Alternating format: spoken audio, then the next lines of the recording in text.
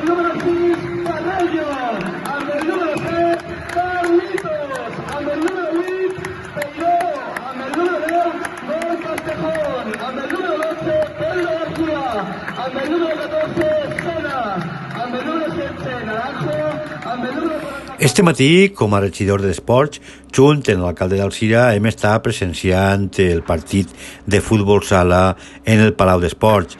Un partit emocionant, un partit que ha sigut guanyat per l'equip local per 6-1. Per tant, tenim un bon equip, tenim un bon joc, estem preparats per a jugar el playoff d'ascens a primera divisió. En això és en el que anem a estar.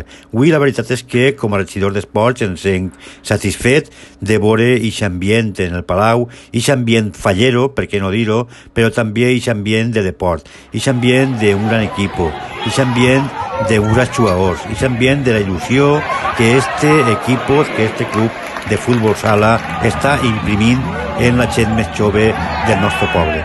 Això fa que ens senga satisfet, ens senga també orgullós com a regidor de deport de lo que està ocorrint en el deport del futbol sala. A pesar de que les deficiències continuem treballant per lo millor del deport.